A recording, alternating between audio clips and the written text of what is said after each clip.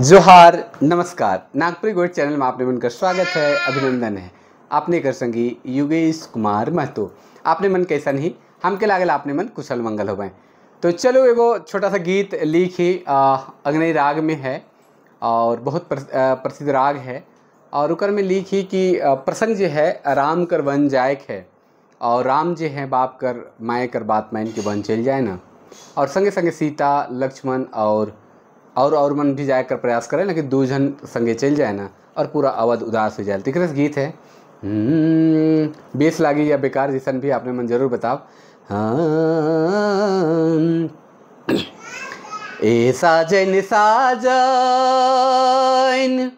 ए साजन साजन गोई साजनी ए साजन कहले झखलाए रामा ए साजन कहले झखलाए रामा बन चली गेलाए गोई साजनी ए साजन कहले झखलाए रामा ए साजन कहले झखलाए रामा बन चली गेलाए गोई साजनी।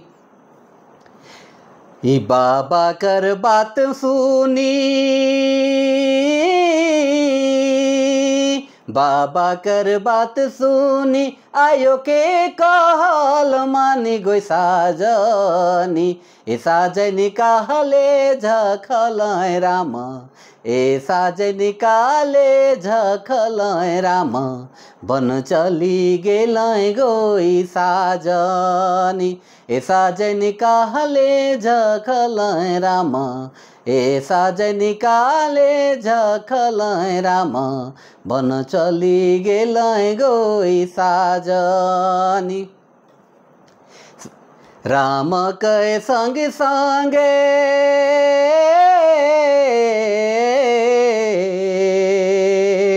राम के संग संगे सिया बेबी गेलाए गोई साजनी ए साजन भाई लखन है रे ए साजन भाई लखन है रे बन चली गेलाए गोई साजनी ए साजन भाई लखन है रे ए साजन भाई लखन है रे बन चली गेलाए गोई साजनी।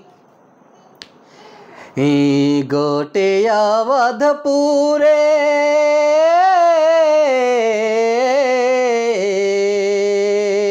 गोटे अवधपुरे मचला हाहाकार गोई साजनी ए साजन सुती उठी कांदाए हाय रे ए साजन सुती उठी कांदाए हाय रे जुगनू सोची बिलखे गोई साजनी ए साजन जुगनू बिलखे हाय रे रात दिना कांदे गोई साजनी ए साजन साजन